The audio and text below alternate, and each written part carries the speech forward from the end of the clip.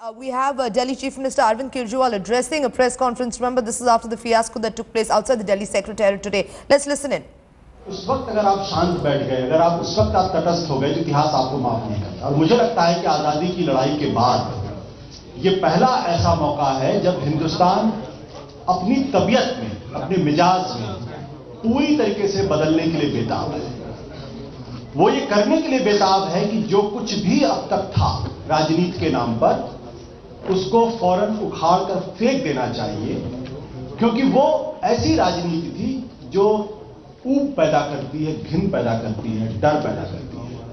और मुझे लगता है कि एक दिल्ली में महज 28 सीट जीतने के बाद भी अगर पूरे देश में लेकर स्पंदन हो रहा हो और ये स्पंदन इतने बड़े स्तर पर हो कि आप उसका अंदाजा नहीं लगा सकते, वैसे में तटस्थ और निरपेक्ष कैसे रहा जा सकता है, ये सवाल मेरे अंदर बहुत लंबे समय तक चलता था। मैं अन्ना के आंदोलन में शारीरिक रूप से जुड़ा था, एक पत्रकार के तौर पर बहुत गहराई से मैंने उसको देखने की कोशिश की थी, बहुत गहराई से समझने की कोशिश की थी, और ये उसका नतीजा था कि अंत में मुझे लगा कि नहीं, ये इतिहास का एक बहुत बड़ा क्षण है।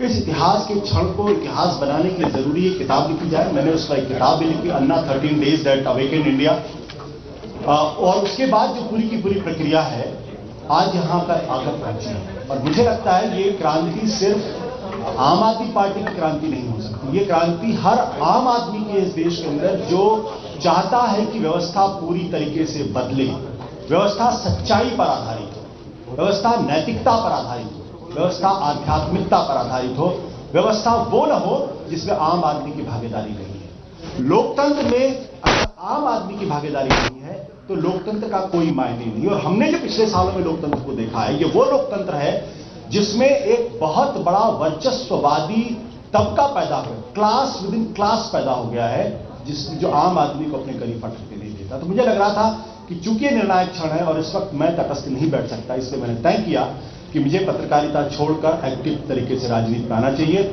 और मैं अरविंद जी का और साथ ही साथ उनके तमाम साथियों का बहुत शुक्रगुजार हूं कि उन्होंने मुझे अपनी पार्टी में शामिल करने का मुझे मौका दिया। बहुत बहुत शुक्रिया।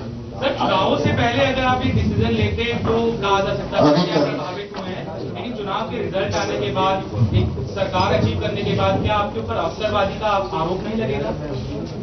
अगर ये आरोप लगाते हैं तो मुझे लगता है आपको पत्रकार के तौर पर ये सवाल पूछने का पूरा हक है और ये मानने का भी हक है कि मैं अवसरवादी हूं। लेकिन मैं अवसरवादी इतिहास के नजरिए से अपने आप को मानता हूं कि अगर इतिहास ने हमको अवसर दिया है तो उस अवसर का फायदा और लाभ में क्यों नहीं उठाना चाहिए, और कभी भी किसी अच्छे काम में जुटने में क्यों नहीं जुटना चाहिए। पार्टी चाहेगी आप चुनाव लड़ेंगे?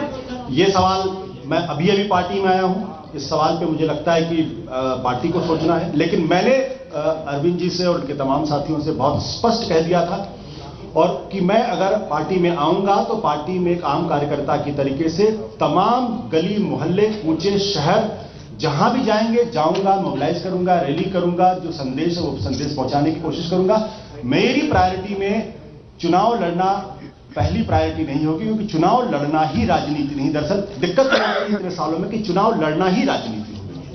अगर चुनाव लड़ना मेरी राजनीति होती तो मैं, बहुत सारी पॉलिटिकल पार्टीज थी, 23 साल मैंने जर्नलिज्म में किया है और राजनीति के तमाम बड़े बड़े दिग्गजों से मेरी जान पहचान है। मैं वहां भी जा सकता था, वहां भी चुनाव लड़ने के लिए हथकंडे अपना सकता था। लेकिन मुझे लगा कि नहीं, इतिहास के क्षण में अगर अवसर मिला है तो उस अवसर का फायदा उठाना चाहिए। और अगर आपको लगता है कि अवसरवादिता है तो हाँ, इतिहास की नजर से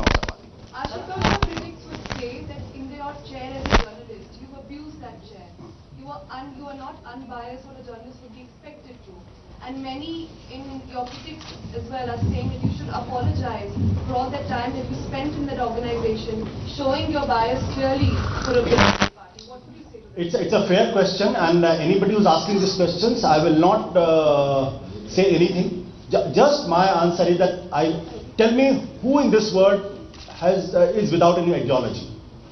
Can you name anybody? Can you name any newspaper who doesn't have an ideology? There are newspapers, there are editors who are openly leftist. There are editors in the newspaper who are openly rightist. There are editors in the newspapers who are openly belong to the Congress party and openly belong to the BJP party. I do not I have no problems with having an ideology. The problem is what is my personal ideology should not get mixed up with my professional ethics. And I think as long as I was their editor, I tried to maintain that balance. And with my integrity, with my honesty, and I never, I categorically told my newsroom that there are things, there are issues on which I have very, very different viewpoints what the newsroom feels. But please don't look at me and decide on that basis. You decide, take a call on that, let me know. Don't get influenced by my opinion. That has been my, anybody who has been in IBN 7 can go and check that. But if you're asking a question, as a few days back, I was a journalist, I would have asked the same question to anybody who has just joined the party.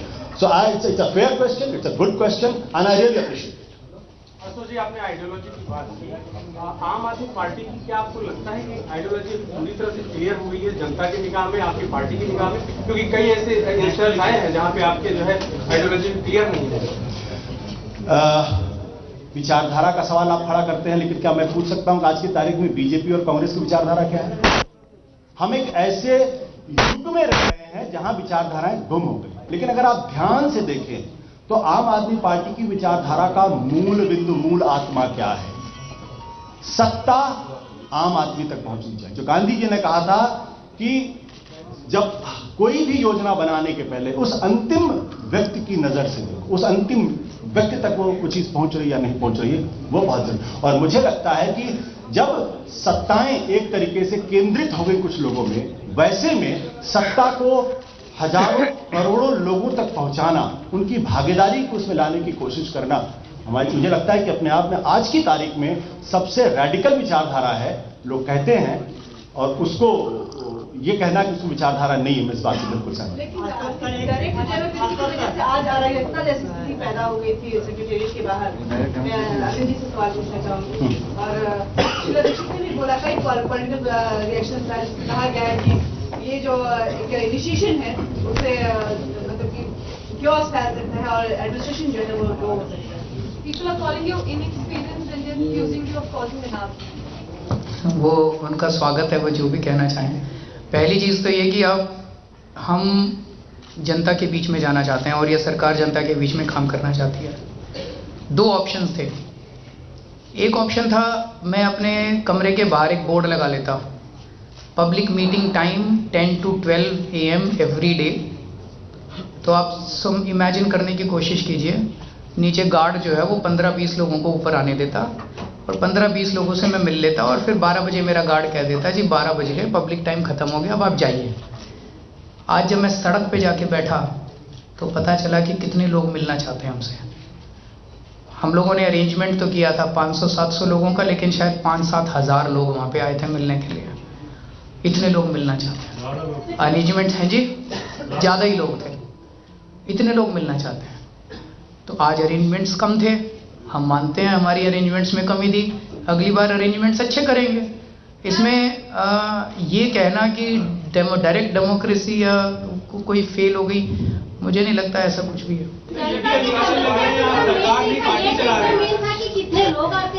नहीं, जनता की समस्या सुनना भी main था। जनता की समस्याएं सुनने के लिए बैठे थे। हम लोगों ने जो अरेंजमेंट्स किए थे उस अरेंजमेंट्स के हिसाब से 500-700 हज़ार लोगों तक का था, जितनी कुर्सियां लगाई गई थी, जितना अरेंजमेंट था। हमें उम्मीद नहीं थी कि इतने ज़्यादा लोग आएंगे। जब भी ऐसी स्थिति होती है आप हमेशा ये कहते हैं कि हमने तो कम एक्सपेक्ट किया था, जबकि कहीं न कहीं सारे जनता को ये पता है कि आप कुछ कॉल करेंगे तो वहाँ बहुत लोग आएंगे। जब आपने बोला कि मैं मेट्रो से जाऊंगा तो वहाँ पे भी भीड़ आ गई, आज भी भीड़ आ गई। तो आपको नहीं लगता है कि आपको पहले से ये सब चीजें सोच के करना चाहिए? और क्या आप मानते हैं कि आज का आपका जो कार्यक्रम था वो फेल रहा और लोगों को की उम्मीदों का आज आप खड़े नहीं? मैं तो माफ़ी मांगी है मैंने, जब मैं ऊपर चढ़ के मैंने लोगों से कहा कि भाई आप लोग इतनी दूर दूर से आए, हम लोग आपकी समस्याएं नहीं सुन पाए, लेटर्स तो सबके ले लिए, लेटर्स के ऊपर कार्रवाई होगी, तो हमारी कुछ ना कुछ कमी रही, हम लोग उतने अरेंजमेंट्स नहीं कर पाए। इसके लिए मैंने कहा कि मैं माफ़ी मांगता हूं और जल्दी दूसरी मीटिंग रखेंगे और दूसरी मीटिंग बड़े किसी स्टेडियम में रखेंगे या किसी और जगह रखेंगे जहां पे जनता को सुचारू रूप से हम लोग सुन सकें।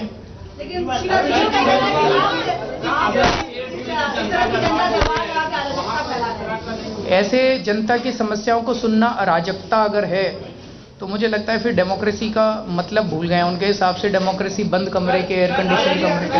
बीजेपी आरोप लगा रही है कि आप जल्दबाजी में बहुत हैं। आप हाँ जी, मैं मानता हूँ। मैं तो हमेशा कहता हूँ जी हम जल्दबाजी में हैं। अगर हम सब लोगों ने, देश के लोगों ने मिलकर जल्दबाजी नहीं की तो ये देश ही नहीं बचेगा।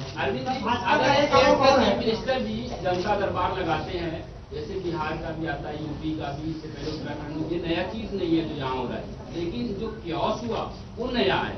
तो फिर आप मानते कहीं ना कहीं, क्योंकि आप भी पहले ऑफिसर रहे हैं, आपके जो ऑफिसर जिनको लगाया गया था पूरा मैनेजमेंट देखने के लिए, इंटेलिजेंस फेल हुआ, मशीनरी फेल हुई, और आप एक्सपेक्ट नहीं कर पाए कितने लोग आए।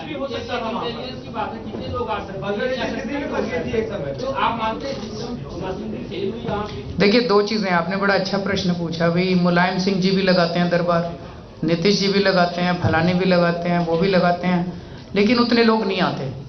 उम्मीद की बात है सर, फेथ की बात है, विश्वास की बात है। जितने लोग यहाँ आए थे उनको विश्वास था उनका काम होएगा। ये सुनो तो सही, जितने लोग उधर जाते हैं उन्हें शायद विश्वास की कमी होती है तो कम लोग पहुँचते हैं। तो हमारे यहाँ पे ज़्यादा लोग आए। मैं तो बार बार कह रहा हूँ कि जनता की उम्मीदें बहुत बढ़ गई हैं, जनता का विश्वास बहुत ज़्यादा है, और हमें काफ़ी मेहनत करनी पड़ेगी उन विश्वास पे खड़ा। उन्होंने कोई रिपोर्ट नहीं दी थी जी। One would want to know how exactly will be the mechanisms to address all these problems. There's one thing to invite people and take their applications, but how exactly are you, and is there a time frame in which you are promising to fulfill those grievances of people? जब मैंने कल press conference ली थी, आप लोगों को बताया था कि 5 कैटेगरीज में ग्रीवेंसेस को बांटा गया है। एक वो है जो प्लेन एंड सिंपल ग्रीवेंस है, दूसरी वो है जो पॉलिसी रिलेटेड है कि उस ग्रीवेंस को सॉल्व करने के लिए सरकार की कोई पॉलिसी बदलनी पड़ेगी। वो 2 दिन में तो नहीं होने वाला, उसमें समय लगेगा। तीसरी, एक मिनट सर, तीसरी वो है जो सुझाव है। कई सारे लोग अपने सुझाव भी देके गए हैं, सरकार को ऐसे करना चाहिए, वैसे करना चाहिए। उसको रेस्पेक्टिव मिनिस्टर स्टडी करेंगे और उन सुझावों में कौन से एक्सेप्ट हो सकते हैं। चौथा है मिसलेनियस कैटेगरी, जिसमें कोई आके बोला मेरे को नौकरी चाहिए जी, मेरे को पेंशन चाहिए, मेरे को ये चाहिए, तो बेनिफिट्स जो चाहिए, या उसमें ये भी आते हैं कि मेरी घर की सामने वाली सड़क टूट गई, सड़क बनवा दो। अब सड़क बनवा दो, वो भी 2 दिन में नहीं हो सकता। उसके लिए अगर बनवानी भी है तो आपको पहले अप्रूव करना पड़ेगा, सैंक्शन लेनी पड़ेगी, टेंडर करना पड़ेगा, एक्सेट्रा। और 5वीं कैटेगरी जो सरकार से रिलेटेड नहीं है। तो जो फर्स्ट कैटेगरी वाली ग्रीवेंस है, which is plain and simple grievance, कि सर मेरा राशन कार्ड नहीं बना, मेरा ये नहीं बना, मेरा विधवा पेंशन नहीं बना, मेरे वो वाली सारी ग्रीवेंसेस को कोशिश की जाएगी कि हफ्ते से 10 दिन के अंदर उनको सॉल्व किया जा सके। बाकी की अलग अलग टाइम लिमिट्स है। जैसे अब कॉन्ट्रैक्ट लेबर, आज अगर हम देखें तो 90% से ज़्यादा लोग वहाँ पे कॉन्ट्रैक्ट लेबर वाले थे। तो कॉन्ट्रैक्ट लेबर के ऊपर इट्स अ पॉलिसी इशू, और हर डिपार्टमेंट की अलग अलग पॉलिसी रिलेटेड है। तो मंडे को मैं सारे डिपार्टमेंट्स को चिट्ठी लिख रहा हूँ कि भाई आपके यहाँ पे कितने कॉन्ट्रैक्ट पे काम कर रहे हैं, उनको रेगुलराइज क्यों नहीं किया जा सकता, रेगुलराइज करने में क्या दिक्कत है, उसकी क्या फाइनेंशियल इम्प्लीकेशन। देखते हैं, सवालों के जवाब आएंगे। अरविंद, आपके सारे मंत्री आज बैठे हुए थे वहाँ पर, लेकिन जितना क्योस था, जितनी भीड़ थी, वो आपकी टेबल पर थी। तो उस चीज़ को मैनेज करने के लिए कुछ कर रहे हैं कि कोई भी पर्ची दी जाए किसी मंत्री की, वो आपके पास ही पहुँच रहा था। आपको लगता है कि आप ही चेहरा है, आप ही सॉल्व कर सकते हैं, समझते हैं? नहीं, वो उम्मीद ज़्यादा है लोगों को, और बहुत सारे ऐसे लोग हैं जो केवल मिलने के लिए भी आए थे, बधाई देने के लिए भी आए थे। तो हम लोगों को मना भी नहीं कर सकते, मना करना भी नहीं चाहिए। सब लोगों का स्वागत है। अरेंजमेंट्स थोड़े से पुख्ता करने पड़ेंगे। सर 4-5 दिन बाद आपको बताते हैं, 3-4 दिन दीजिए। आज कई सारे आइडियाज़ आए हैं आज की चीज़ को देखते हुए। सर मैं अभी नहीं बता सकता, पहले ऑफिसर से डिस्कस करना पड़ेगा। अभी सस्पेंडेड है 3-4 दिन के लिए सस्पेंडेड है।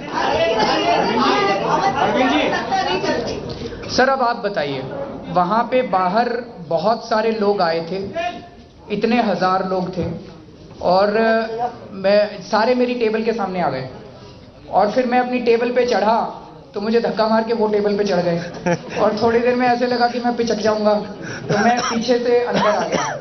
अब वो लोग गेट के सामने बैठ गए। मेरे सामने एक तरीका तो ये था, पुलिस को कहता भाई लाठीचार्ज कर दो, भगा दो, पर वो तो हमारा वो नहीं, जैसे पहले आज तक सत्ता चलती थी। तो मैं बाहर गया, बाहर मैंने छत पे खड़े होकर सब लोगों को अपील की, सब लोगों से बातचीत की, सब लोग खुश हो गए और सब लोग खुशी खुशी घर चले गए। इसमें गलत क्या है? अपनी जनता से बात तो करनी चाहिए।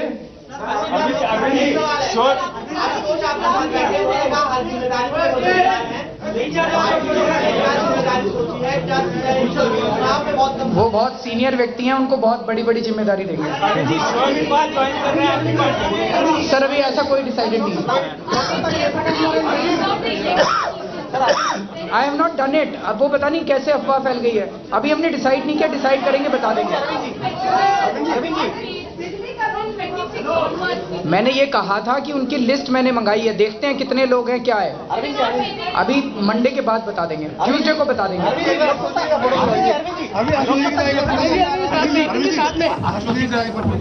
आइए सर।